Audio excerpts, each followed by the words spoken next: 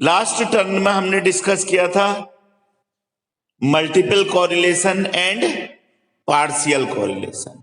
ठीक है, multiple correlation में तो हम क्या कहते थे, when the value of one variable are affected by other या associated by other variables then it is said to be multiple correlation. उसका जो फॉर्मूला था हमारा, उसको हम मल्टीपल कोरिलेशन को डिफाइन करते हैं capital R1.23 means value of one variable are affected by other variables. हमने डिनोट किया था capital R1.23 that is equal to, उसका फॉर्मूला होता है मल्टीपल कोरिलेशन का R square 12 plus R square 13 minus 2 small r12 r13 r23 divided by 1 minus R square 23। Clear है? आया ना समझ में? मल्टीपल कोरिलेशन मीन्स हम कहते थे, डिफाइन करते थे, उसको डिनोट करते हैं कैपिटल R12 1.23 से।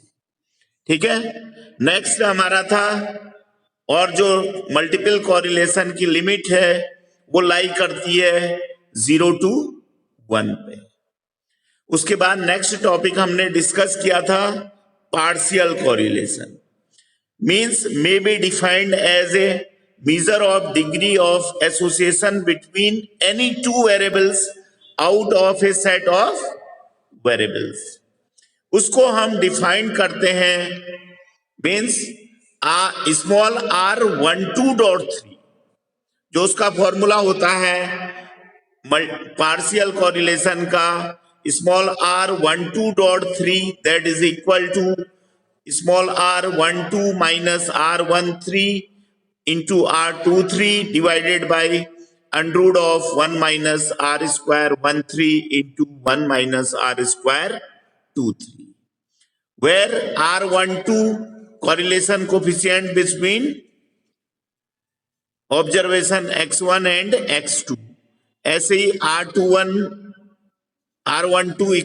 equal to R21 is equal to R12, ऐसे ही R13 that is equal to R31 and R23 that is equal to R of 32 means correlation coefficient of R2 R3 define करते। Clear है ना? ये फॉर्मूले समझ में आ गए थे? Hello,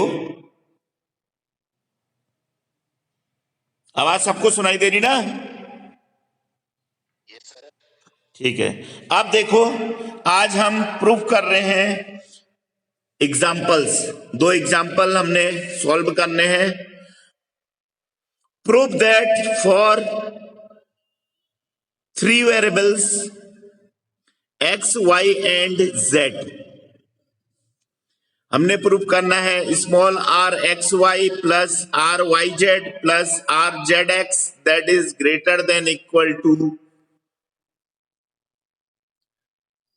minus 3/2 means r x y means correlation coefficient between x y and plus correlation coefficient between y z and plus correlation coefficient between Z x, ये ग्रेटर देन इक्वल टू होता है, हमने प्रूफ करना है -3/2 से। इसका solution देख लो फिर। वी हैव, सिंस हम कहते हैं स्मॉल, हम मान के चल रहे हैं x minus x bar small x minus x bar upon sigma x plus y minus y bar upon sigma y plus z minus z bar upon sigma z total का whole square is greater than equal to 0 से, ये मान के चल रहे हैं। ठीक है, अगर मीन्स x बार तो हमारा क्या है, मीन ऑफ x वेरिएबल, और सिग्मा x हमारा क्या है, standard deviation of x variable. और सिग्मा एक्स स्क्वायर होगा तो variance of x. That is जब एक्स दैट इज इसका जो एक्सपेक्टेशन होगा एवरेज भी ग्रेटर देन इक्वल टू 0 होगा। That is expectation of x minus x bar upon sigma x plus y minus y bar upon sigma y plus z minus z bar upon sigma z total का whole square. ये भी क्या होगा, इसकी expected value greater than equal to 0 से। Clear है, समझ में आया? हेलो चेतन, समझ में आ रहा ना? Yes sir. ठीक है, अब देखो, अब a प्लस बी के होल स्क्वायर से खोल दो। दैट इज हमने लिख दिया और एक्सपेक्टेशन अंदर ले जाओ।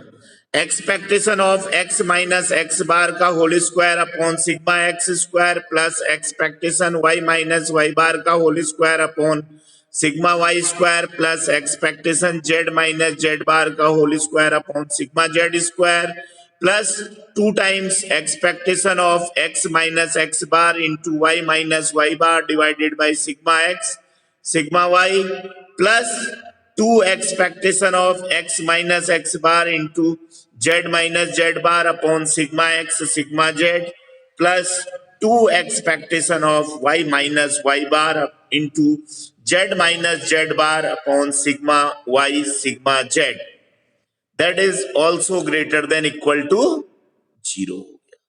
अब we know that variance का फॉर्मूला हम जानते हैं। वेरिएंस ऑफ x हम लिख सकते हैं expectation of x minus expectation of x का whole square and we know that expectation of x हमारा इक्वल होता है x बार के।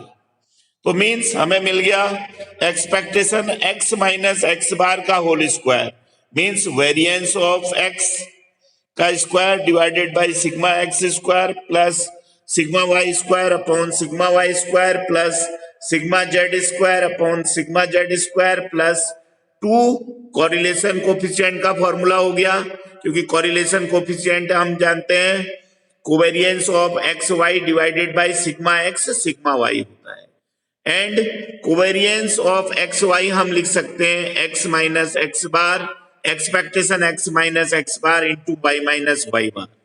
तो ये मिल गया हमें plus 2 small r x Y plus 2r x Z plus 2r y of z is also greater than equal to 0।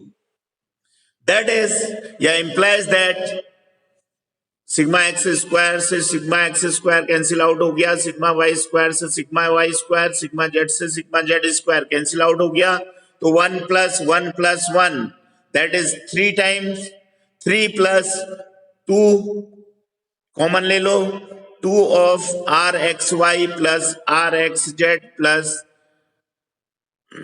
Are y z r होगा is greater than equal to 0। Implies that हमें मिल गया correlation coefficient r x Y plus r x Z plus r y Z that is greater than equal to -3/2। Clear है? तो means correlation coefficient between X Y plus correlation coefficient between X Z plus correlation coefficient between Y Z that is greater than equal to -3/2। Clear हो गया? समझ में आ गया ना सबके? Next देखो थर्ड लास्ट एग्जांपल है फॉर ए ट्राईवेरिएट डिस्ट्रीब्यूशन।